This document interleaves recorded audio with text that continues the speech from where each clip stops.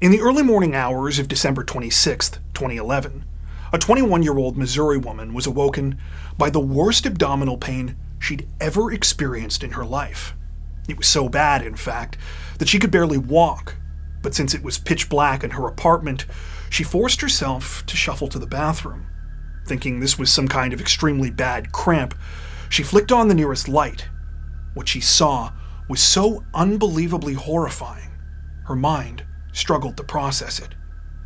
In order to understand the full context of what she witnessed when she looked in the bathroom mirror that morning, though, we have to go back more than 6 months.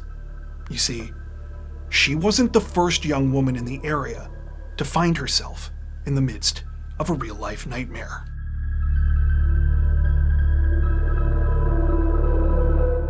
On the afternoon of June 1st, 2011, a man in Platte City, Missouri was off for lunch at work when he decided to do a little impromptu fishing. Grabbing his gear, he headed down to one of his favorite spots in the Platte Falls Conservation Area. It was a hot summer day, the perfect weather for a relaxing afternoon by the river, or so he thought. As the man was setting up, he noticed something floating a short distance away from the banks of the river. To his horror, he realized that it was a body. When detectives from the Platte County Sheriff's Office arrived at the scene, they discovered that the remains were those of a young woman. She was lying face down and partially submerged in the water, about 12 feet from the nearest access point on land. Almost immediately, police noticed that she had suffered multiple traumatic injuries to the back of her head. The full devastating scope of the situation wouldn't be understood, though, until after the woman's body was pulled from the river. That's when it became clear that she had been the victim of an absolutely savage attack. Whoever had done this had inflicted numerous blows not just to her head, but to her face as well. Still, for investigators, the most heart-wrenching discovery was yet to come. As they took a closer look at the victim, they realized that they knew her. She was a cashier at the local gas station convenience store in town, located less than a 10-minute walk from their office. Her name was Alissa Shippert. Alissa was 22 years old and had grown up in Weston, a town located a few miles away from Platte City. However, like the deputies, most people in the small community knew her from her job at Casey's General Store. Many would later recall that the thing that they remembered most about her was her smile. Alissa always had a smile on her face. Being that Platte City was such a close-knit community, it didn't take long for word of the tragedy to spread. Before detectives could even reach out to Alissa's family directly, her father Landis received a call from her manager at Casey's General Store, Ron Stone. He was crying uncontrollably and said that he needed to come and speak with police. When Landis arrived at the police station, he was given the awful news. His daughter was dead. Heartbreakingly, Landis couldn't help but blame himself. The last time he had spoken to Alissa, she had asked him if he wanted to go fishing with her on her day off from work. He was busy with his own job that day, though, so he wasn't able to. Now he wondered whether his daughter might still be alive if he had just said yes. The other members of the family were no less stunned and devastated. They wondered how anyone could do something like this, especially to Alissa. The friendly, athletic, and outgoing 22-year-old had never done anything to hurt anyone. In fact, it was quite the opposite. She was always thinking about others and hated to see people in need. Just before her death, she had signed up to be part of a church mission trip to help provide aid to residents of the city of Joplin, which had been leveled by a tornado just over a week earlier. In a similar vein, she had recently cut her hair short with the intention of donating it to be made into wigs for cancer patients. Her family was completely unaware of this until they found her hair in a bag addressed to the charity Locks of Love in her bedroom after her death. While Alissa's family struggled to come to grips with the horrifying tragedy, back at the river, police were continuing to process the crime scene.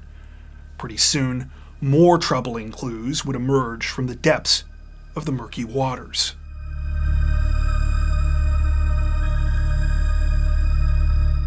After recovering Alissa Shippert's body, detectives with the Platte County Sheriff's Office quickly focused their attention a short distance upriver. On one of the banks close to a boat launch, they found a large amount of blood, indicating that this was likely the spot where the murder had taken place. Several items belonging to the 22-year-old were found in the immediate vicinity, and searches of the area uncovered even more. Among these were Alissa's flip-flops, as well as a bag full of fishing tackle, which was found near some footprints of hers leading from the woods to the river. Disturbingly, the items also included the torn bottoms of her bikini. At the time she was found in the river, she had only been wearing her top. Piecing together all of the details they had collected so far, investigators came up with a theory.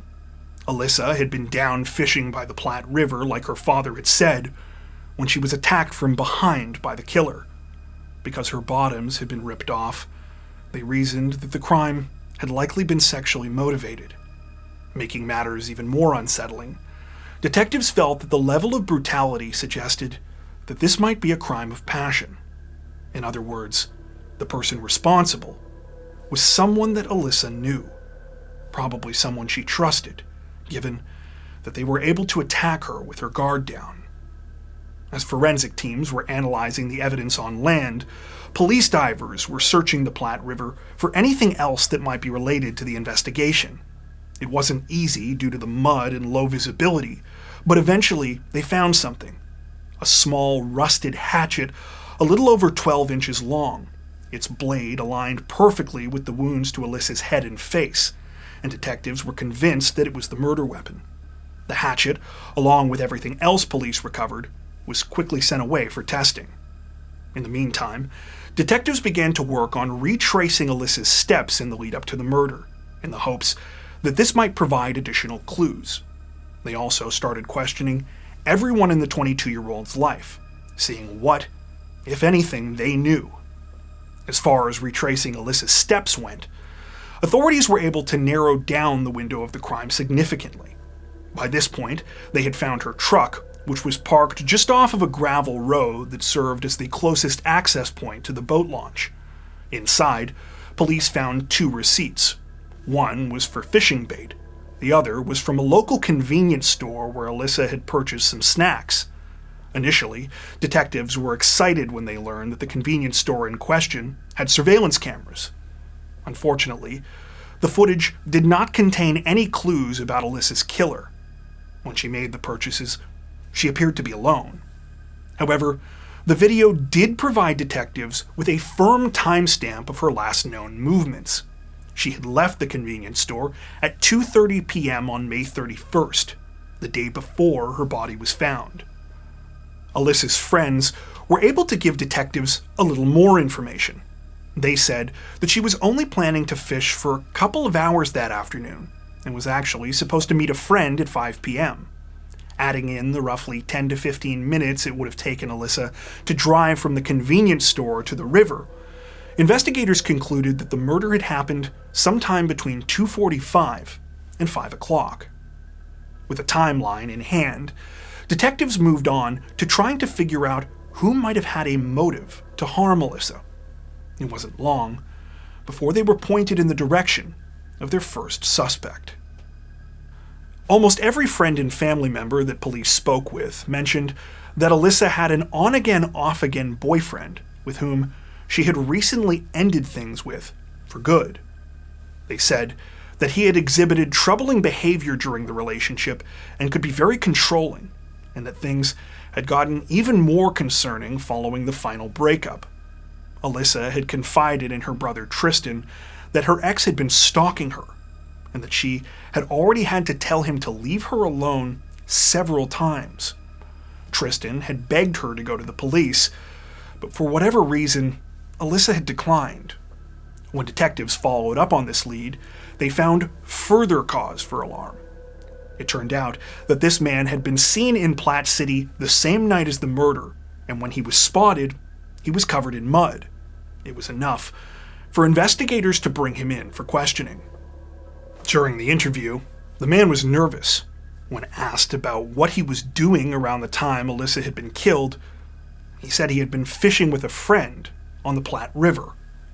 Though this understandably sent up red flags for authorities, the man quickly clarified that he was nowhere near where Alissa would have been when she was killed. He was familiar with where she liked to fish, and he was about 8 to 10 miles away on the opposite side of the river. Detectives were eventually able to corroborate the ex's story, effectively ruling him out as a suspect. With this lead burned, investigators set their sights on a second suspect whose name had come up during questioning. Alissa's friend said that in the lead up to her death, she had been spending a noticeable amount of time with a local firefighter. The exact nature of their relationship wasn't clear, but suffice it to say, detectives' interests were piqued when they learned that the firefighter was a married man. Another thought also occurred to them. Their murder weapon was a hatchet, and this was a tool that might be carried by someone who worked for the fire department. When police questioned the firefighter, he also wasn't very eager to talk. However, he did provide them with a solid alibi. He was on duty at the time. In fact, he went as far as to reveal that Alissa had actually invited him to go fishing with her on the day of her murder, but he couldn't because he had to work. Everything he said checked out, and authorities weren't able to find any hatchets at his workplace that matched their murder weapon. Around this same time, detectives received the results of the lab analysis conducted on the hatchet as well as Alissa's body. Neither of them returned any DNA or fingerprint evidence. This is something investigators had been worried about from the beginning. Crime scenes involving water are notoriously difficult because precious physical evidence is often washed away. Just as they had feared, it seemed that any clues that might have revealed Alissa's killer had been lost forever, swept away by the Platte River. As weeks began to pass with no answers, one of the initial strengths of the investigation proved more and more to be a double-edged sword. In the beginning, the fact that Platte City was such a small community had helped detectives. They knew everyone, so it was easy to find and interview the right people. As leads dried up and word began to spread that the investigation had hit a dead end, though, so too did the fear. After all, if everyone knew everyone, that meant that the killer had to be someone that they knew as well. For 6 long months, residents lived on edge, worried that it was only a matter of time before something terrible like this would happen again. They would ultimately be proven right when the day after Christmas, police received a disturbing call in the middle of the night.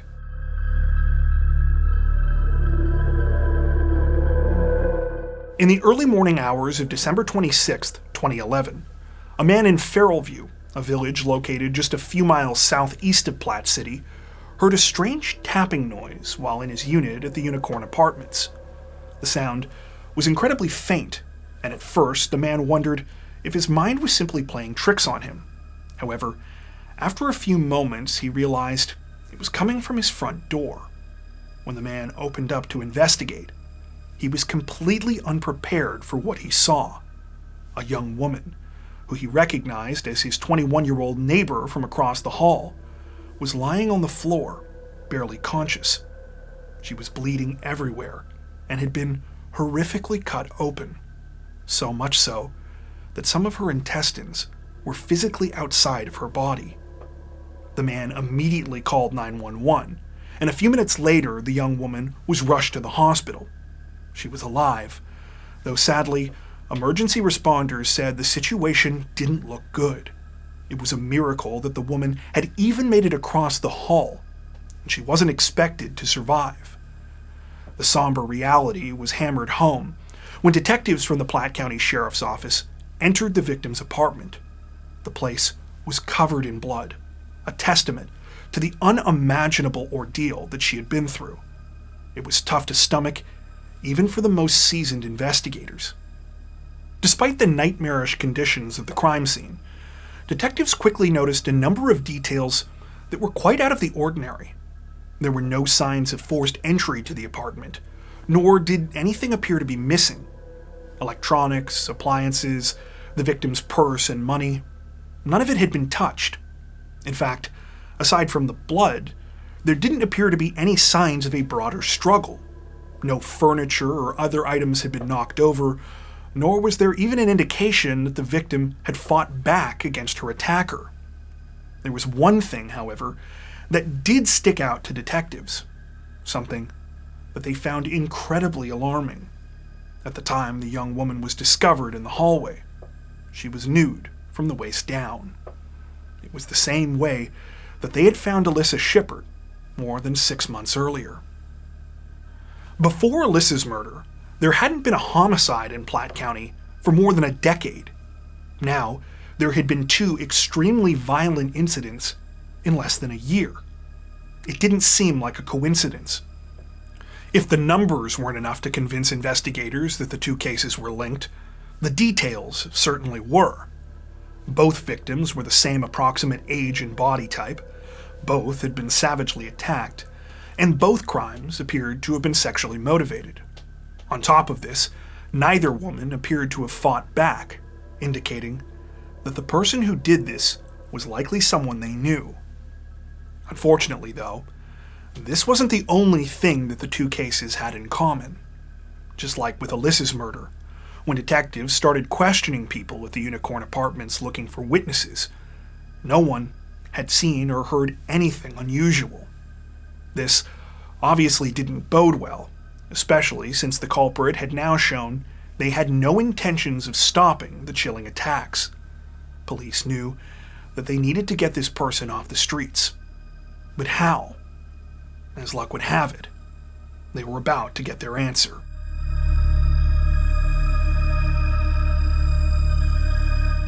Four days after the December 26th attack, Platte County detectives got a call out of the blue that would change the course of their investigation.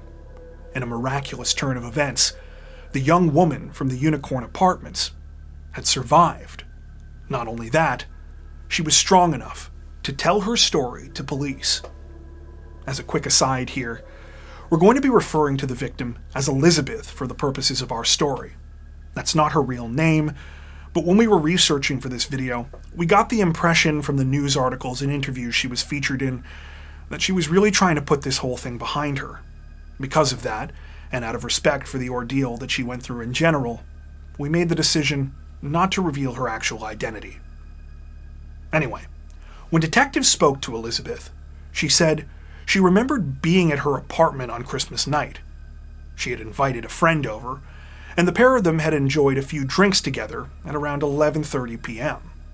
At some point, her boyfriend had called, and she had ended up getting into a lengthy argument with him over the phone. What happened next wasn't as clear. Elizabeth remembered going to sleep, although she said sleep wasn't exactly the right word for it. It was more like she had passed out. She was certain about one thing, though. She had been fully clothed at the time. When Elizabeth next woke up, she was in an extreme amount of pain. Her apartment was completely dark, so she forced herself to walk to the bathroom. It was here, when she flicked on the lights, that she realized she had been horrifically injured. She managed to make it to her neighbor's door before she lost consciousness for a second time. Though Elizabeth had no recollection of the actual attack, there was one final detail she was able to provide to detectives: the name of the person she had been hanging out with before her nightmare began. He was a high school friend of hers, named Quentin Odell. Immediately, investigators got chills. They had already interviewed Quentin Odell. He was one of Alissa Shippert's co-workers at Casey's General Store. When Quentin was brought in for questioning, detectives initially didn't know what to think. During their previous conversations with him, they hadn't found anything linking him to Alissa's murder. The 22-year-old had a reputation for being quiet but intelligent, with a real knack for computers. Sometimes people said he could be a little strange, but never in a threatening way. In fact, he was a literal Boy Scout. He had achieved the organization's highest rank of Eagle Scout during his senior year of high school in 2008, and was even recognized by his local representative in Congress. To detectives, he seemed like the last person who would be involved with something this horrific. Unsurprisingly, when first asked about the attack on Elizabeth, Quentin denied any involvement. He said that he had been at her apartment around 11:30 on Christmas night, but that he had left a couple of hours later when she was still awake. He claimed that she had been expecting another visitor, but said he didn't know who it was. You don't know who it was that was coming. You don't know when they were coming. Of course, there was one thing detectives knew that Quentin didn't. Elizabeth had survived the attack. After waiting until he had finished denying everything, they revealed this information, at which point everything changed.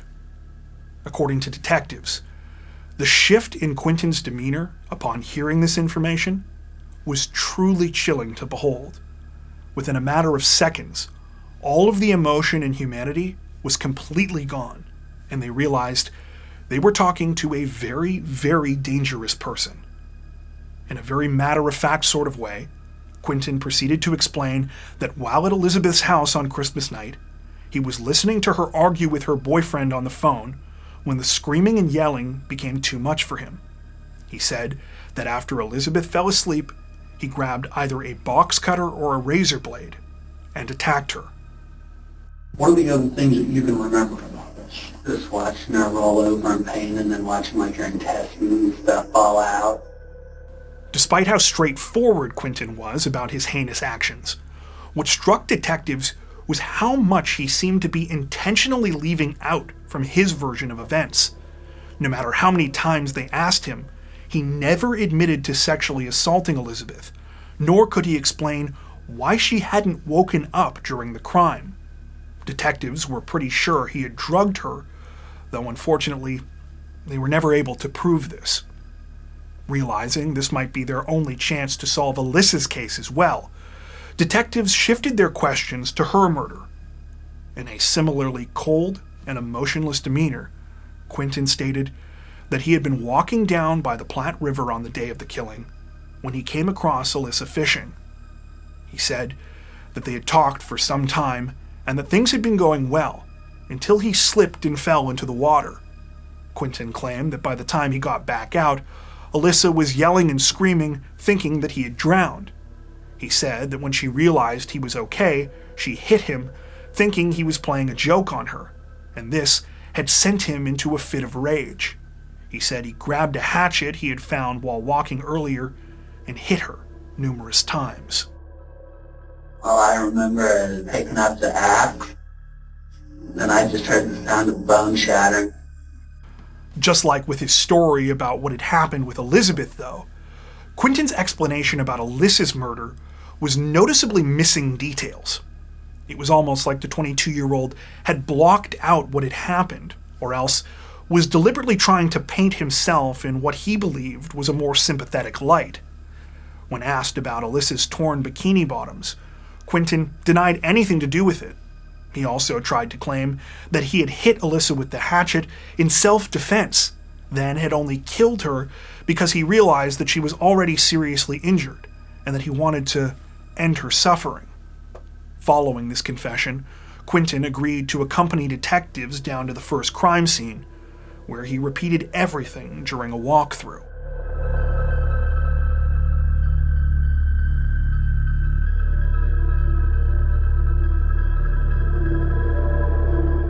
Where was she standing? She would have been standing about here. Do you remember your hatchet going into the back of her head? Is that a memory you have? Because I remember What do you see? At that point I see her hit the ground and all the blood start gushing out.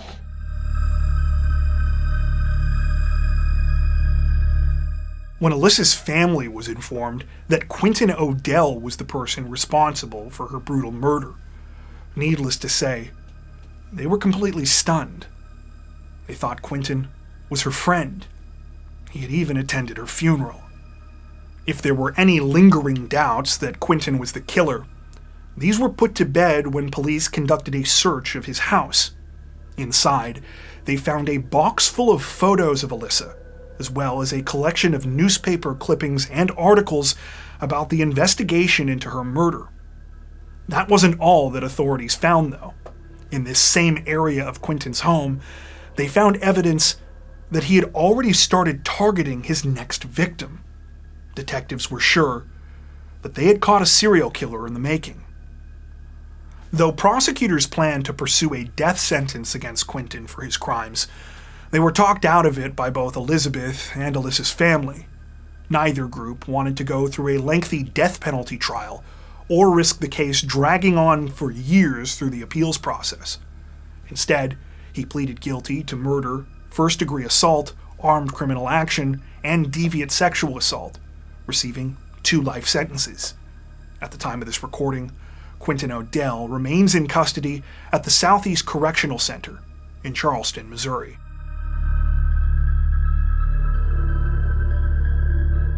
I've probably watched hundreds, if not thousands of hours of crime shows and police interviews in my life. And I've got to say, Quentin O'Dell is definitely one of the most terrifying people I have ever come across. Hearing him callously describe what he did to Alissa and Elizabeth is hard enough to stomach on its own. But I think what really pushes it over the edge for me is that both of these women thought he was their friend. It's enough to make you question whether you can ever really know someone. As for Elizabeth and Alissa's family, I hope that they've been able to find some semblance of peace in the years since this horrifying tragedy. There's not much of a silver lining that can be found in a situation like this, but in Elizabeth's case, I hope she at least knows that her courage to help investigators even after her horrifying ordeal likely saved more young women like her from being attacked. I 100% agree with investigators. Quentin O'Dell was a serial killer in the making. One who never would have stopped if he hadn't been physically taken off the streets. Before we wrap up, we'd like to take a second to give a huge shout out to everyone who has made it this far into the video. Seriously, thank you so much for watching. If you found today's upload interesting and informative, we'd be honored if you'd consider liking and subscribing, as well as hitting the notification bell and selecting all notifications to stay up to date with our latest releases. If you're looking for additional ways to help support the channel, we'd love to have you join us over on Patreon. Patrons get ad-free and early access to all of our content, as well as 4 additional stories per week for each of our Crimes of the Week and Crimes of the Week International videos. You can learn more at patreon.com/crimezone, where you'll also find some of the fine folks whose names are currently on screen. All that being said, we understand that not everyone has the means to support financially, and that's totally okay. We appreciate every like, sub, share, and comment that you send our way. Once again, thanks so much everyone, and take care.